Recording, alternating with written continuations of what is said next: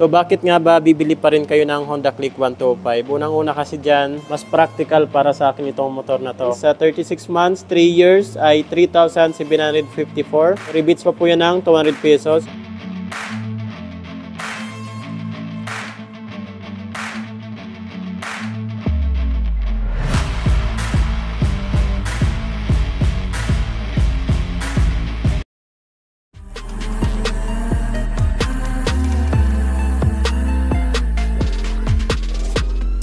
So yun mga idol, what's up? Chris Ride Motovlog nga po pala. For today's, nandito ngayon tayo sa DES, Duwixam Incorporated, Lagao Branch, General Santos City. Dito po muna tayo sa Honda Motorcycle. Marami po kasi nagpapa-inquire sa akin itong number 1 scooter dito sa Pilipinas. Ito po yung Honda Click 125. Tatlong kulay po yung available nila dito. Meron po tayo ditong glossy black, combination ng orange. Ito po yung luma, 2023 version. Ito naman po yung bago nila ngayon na Special Edition 2024. Mapapansin nyo yung pinagkaiba nila. Maganda naman dito, naka-glossy gray. May combination siya dito ng gold at black. At ito naman po yung 2024 version na standard. Litaw na yung letter M dito. Tapos meron sa ditong gold na decals. Ayan o. May pa-stripe na siya mga idol. Kulay black yung kulay ng ano niya, mags. Alamin natin yung updated price nila dito. Dito pa rin tayo nag-inquire sa Duwixam Incorporated. So yan ang price nitong luma natin na version 3 Honda Click 125. So yan, spot cash po nila dito ay 82,000 mga idol. Para dito sa Honda Click 125. So kung mag-installment po tayo, minimum down payment ay 5,000 pesos. Yan po mga idol, 5,000 pesos pa rin. Sa 3 months, 26,533. Sa 6 months, 14,749. Sa 12 months, 8,166.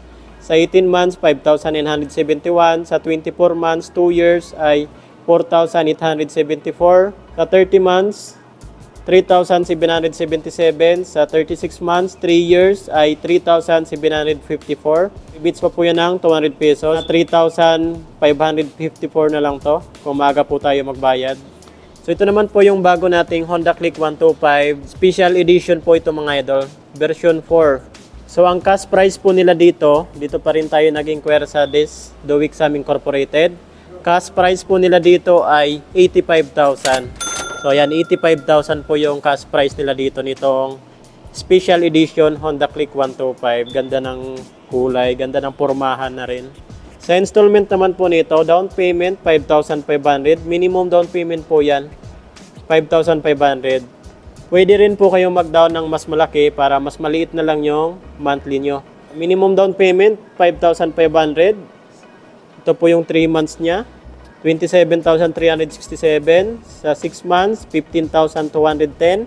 Sa 12 months, 1 year, 8,418. Sa 18 months mga idol ay 6,154. Sa 24 months, 2 years ay 5,022 pesos. Rebates pa yan ng 200 pesos mga idol. Sa 30 months, 4,343. Sa 36 months, 3,890. So rebates pa yan ng 200. So mga 3,690 pesos na lang to. Yan po yung sa minimum down payment niya, 5,500.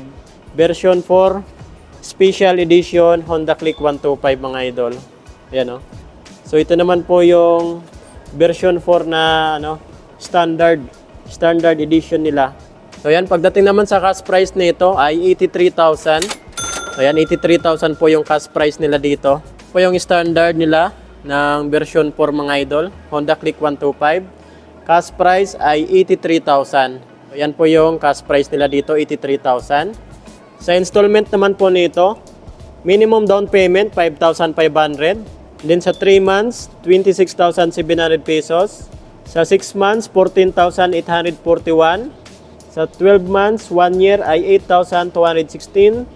Sa 18 months, 6,008 pesos. Sa 24 months, 2 years ay 4,904. Sa 30 months naman po nito ay 4,241. And then sa 36 months, 3 years ay 3,800 pesos.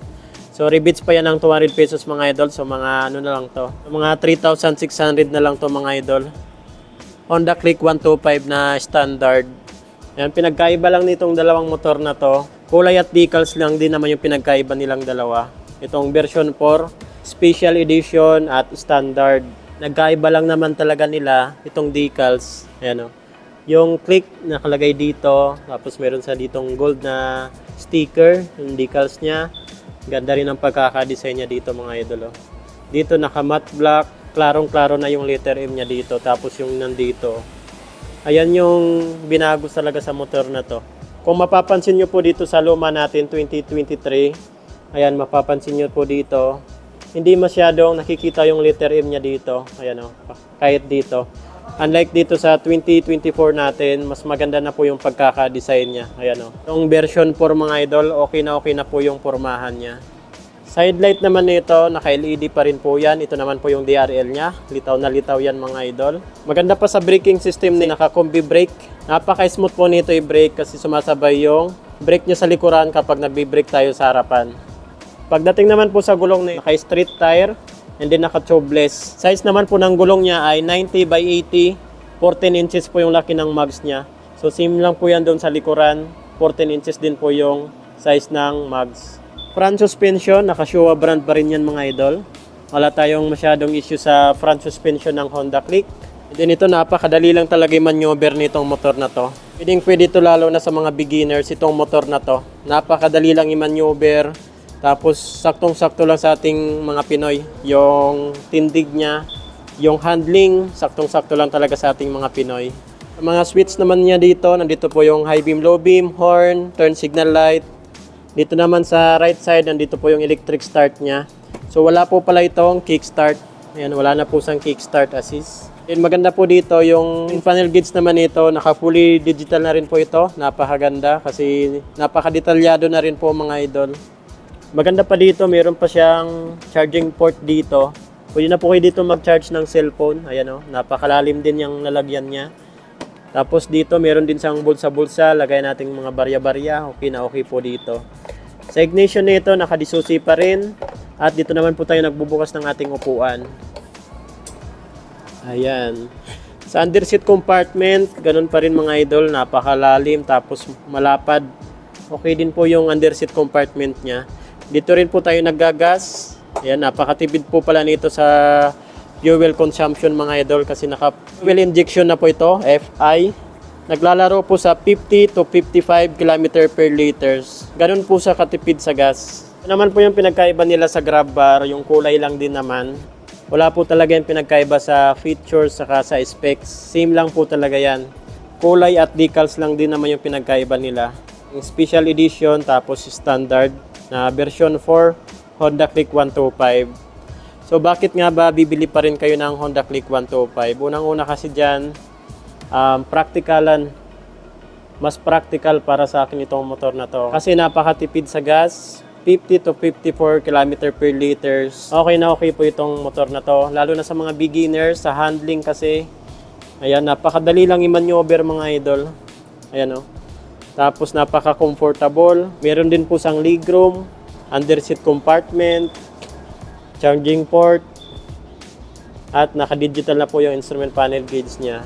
Pagdating sa ilaw naman, wala ka nang makikitang halogen bulb dito. Lahat dito naka-LED na. Kaya pag nakasalubong mo to sa kalsada, puting-puti po talaga yan. Sa braking system, isa sa napakaganda dito kasi combi brake. Ayan o, combi brake. Napaka-safe po nito i-brake. Sumasabay po yung brake niya sa likuran habang nagbi-brake po tayo sa harapan. So yan po mga idol, kung may mga ipapa-inquire pa po kayo sa akin, comment nyo na lang po sa comment section ng ating video. Ride safe po tayo palagi. Chris Ride Motovlog. Peace yo!